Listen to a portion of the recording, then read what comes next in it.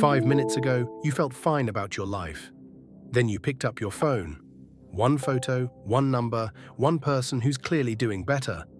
And the exact same life suddenly feels smaller. They're doing better than me. Nothing about your day changed. Only the measuring stick did. And you can't just decide to stop.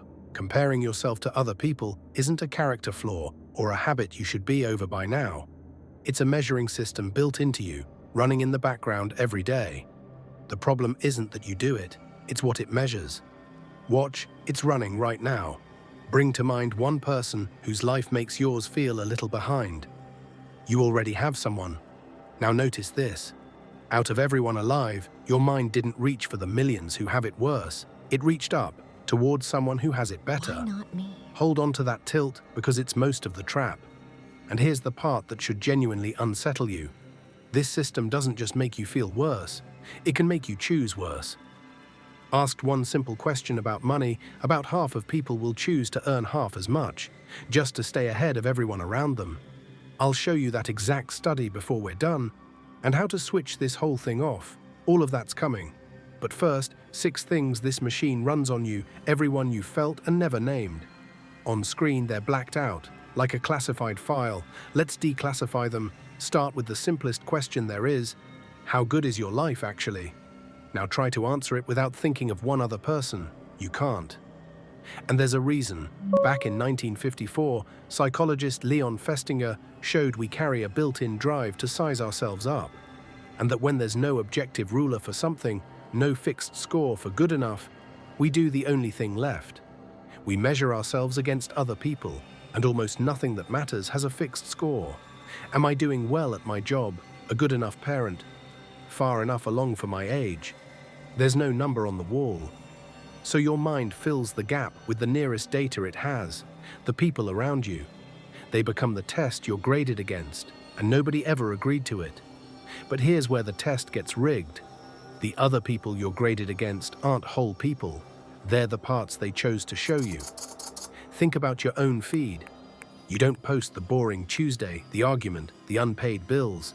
You post the trip, the win, the good angle. Everyone does.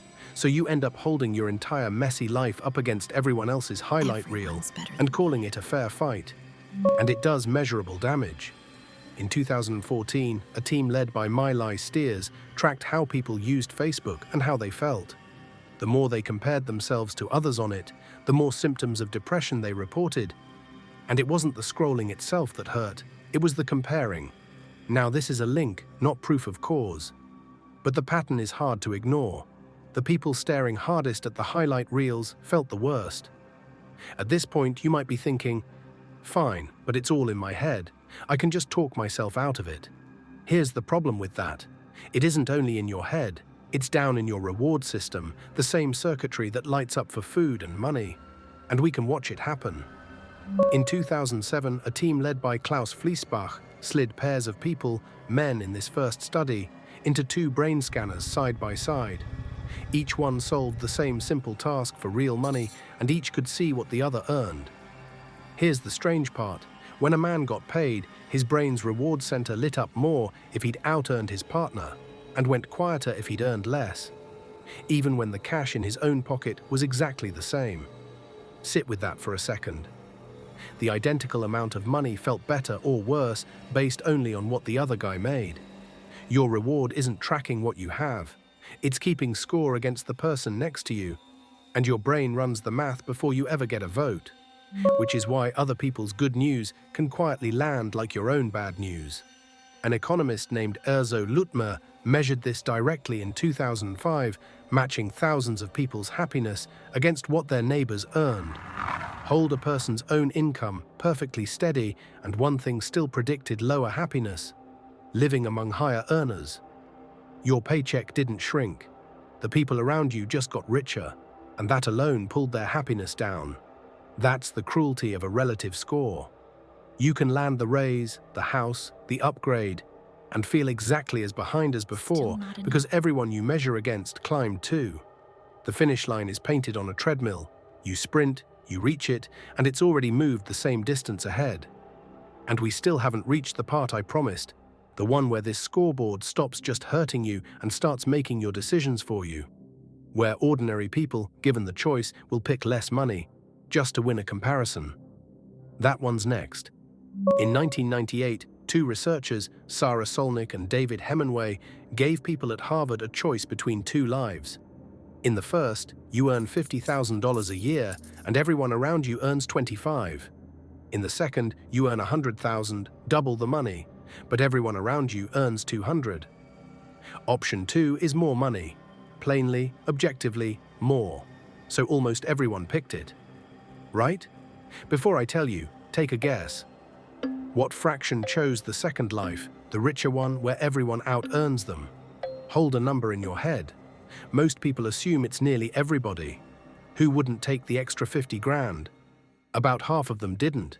Half chose to earn 50,000 instead of 100, to be twice as poor in real terms, purely so they'd come out ahead of the people around them. If you guessed lower, you're with most people. Read that back. Half would give up half their income to win the comparison. That's the scoreboard making the call, not your wallet, your rank. Let me step out of the research for a second, because if you've spent the last few minutes recognizing yourself in this, feeling a little exposed, I don't want you walking away thinking you're broken or shallow or weak. You're not. You're running an ancient program that once kept your ancestors alive in a world it was never built for. Hold on to that. Now, let me step back into the research, and the research points to why comparison lies to you almost every time. That ancient program most likely grew up in a tiny, fixed world, a village of maybe 100 people. Everyone you measured against was a face you already knew, right in front of you. Your ladder had a few rungs, and you could see every one. You're running that same wiring on a feed of millions, everyone showing their best, everyone somehow above you. Of course, the answer keeps coming back, not enough. So the way out was never stop comparing. You can't. It's which ladder you climb. And here the research finally turns hopeful. When Cameron Anderson's team looked at this in 2012, they found your wealth and status out in the wider world barely predict how happy you are. What did predict it was smaller and closer. You're standing in the groups you actually see face to face, how respected, how liked you feel among your own people. And that's the whole machine, all six. But here's the puzzle. If the global ladder barely touches your happiness, the influencers, the better-looking strangers, why has it been hurting you all this time? Because the reflex doesn't check who it's measuring. It grew up in the village where everyone you saw mattered to your life. The feed fires it on strangers who never could. The sting is real, the threat isn't. The ladder that actually moves you is the local one, the handful who truly know your name. And you've spent hours scrolling the wrong one. So you don't fix this by wanting less or pretending you don't notice. You fix it by choosing what you measure against, on purpose.